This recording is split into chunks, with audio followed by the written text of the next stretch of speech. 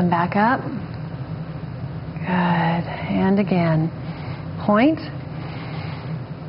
Exhale and fold.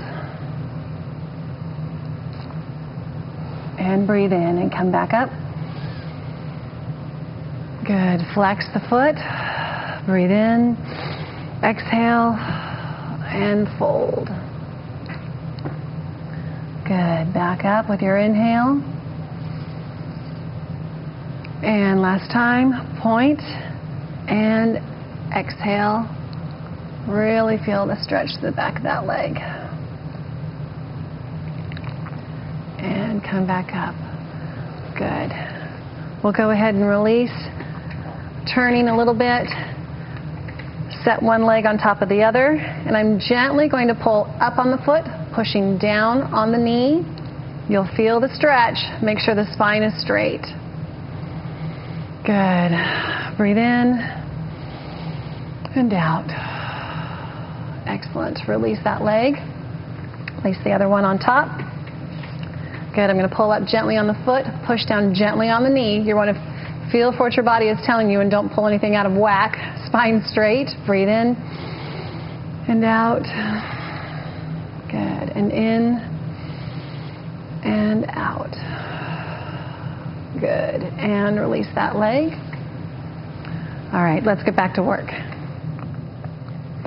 So as you can see, these exercises can be done anywhere. They can be done behind your office desk, they can be done behind a school desk, or they can be done in front of the television.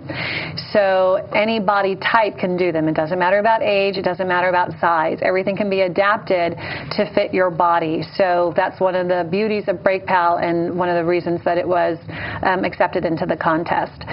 You can help us out in the contest by going to BreakPal, www.breakpal.com, and there's a link to cast a vote. There is a popular vote, and we would like Calaveras County to help us win that. It'd be fantastic to get some recognition for getting everybody healthy and for Calaveras County as well. So let's talk a little bit more about the obesity problem and how it is really affecting everybody across the board. Phil, if you could tell us, there's been some studies done on how bad it is to have a sedentary lifestyle. Right. There's been numerous studies, and all related to things that actually BreakPal solves. One thing that I found really interesting and actually very alarming is a recent study, and this just came out in the Journal of Sports and Exercise, and this was a study. It actually is not a new study. It was a reparsing of old information. Mm-hmm. And if you remember back in the 80s when it was the U.S. Surgeon General started putting out information about the amount of exercise, I think it was Everett C. Koop at that time, the guy with the bow tie, these were very vast studies done on levels of exercise that were commonly done, and they put out lots of data that, we should get 30 minutes of exercise per day and things like that.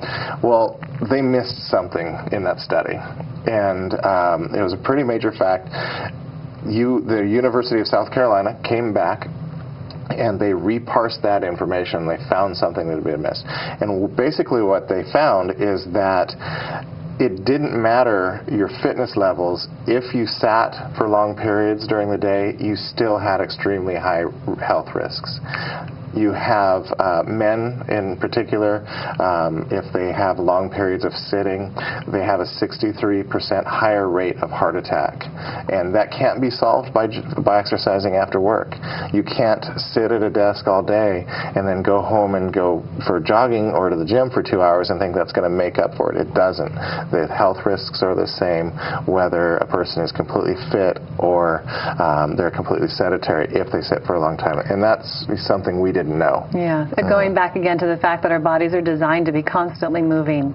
Yes. And sitting in front of the computer doing homework, sitting in front of the computer playing games, or sitting in front of the computer and working, or in front of the television for long periods of time is just detrimental. Right, and that counts driving too.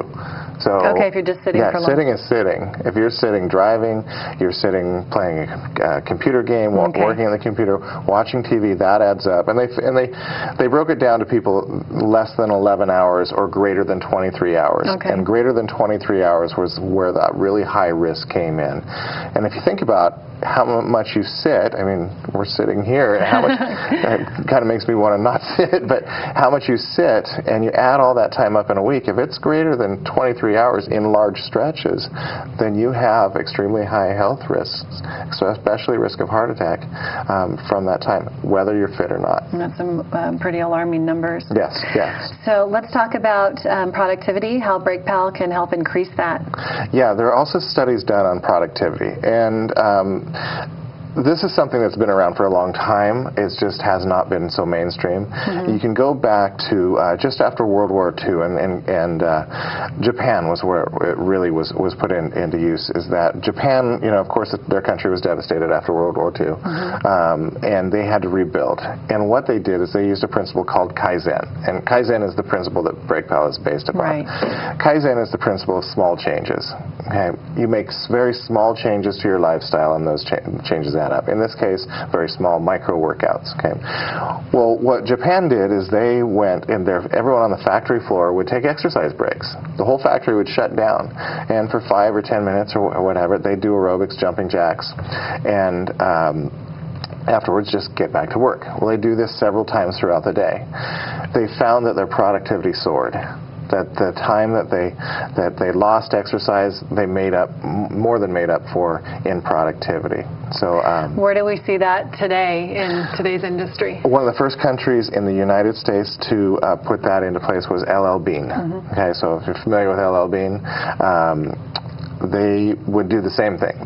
Or similar. What they did is they took 3 exercise breaks throughout the day. And these were 15-minute exercise breaks, so a little bit longer. But they did 3 15-minute breaks, so that adds up to 45 minutes throughout the day. At the end of the day, they measured their productivity, their company productivity. And you would expect, okay, they wasted 45 minutes exercising, so you would expect 45 minutes less worth of shoes or handbags or whatever they produce.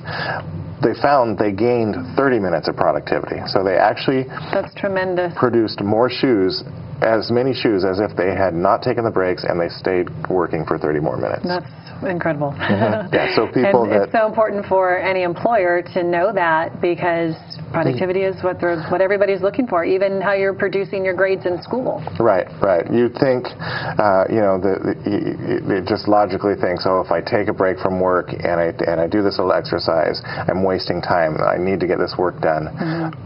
Just the opposite is true. Right. The absolute opposite is true. How does this affect healthcare costs? Healthcare costs, of course, we know is a major issue in our country. Healthcare costs, our county governments is something that's not talking about what some of the budget problems are. A large portion of the budget problems are paying for healthcare costs, especially from retired employees who have sat at a desk for long periods. What they found is that, and healthcare costs is the major reason why corporate America is instituting workplace wellness. Right. Other countries are doing it for other reasons. Other countries generally do it for productivity. It doesn't matter why you do it; you get all those benefits. But what they found is that for every dollar spent on a workplace wellness program, that they have a return on investment of $3 to $15. That's tremendous.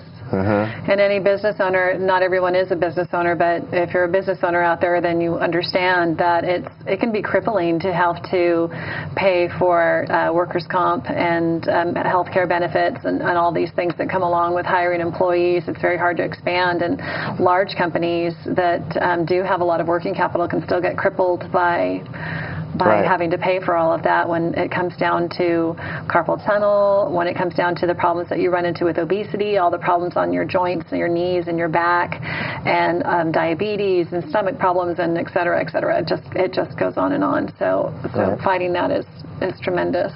Yeah, that's one thing that's important to know, is that workplace wellness has been instituted in corporate America, but half of our workforce is in small business. Right. And typically before BreakPal,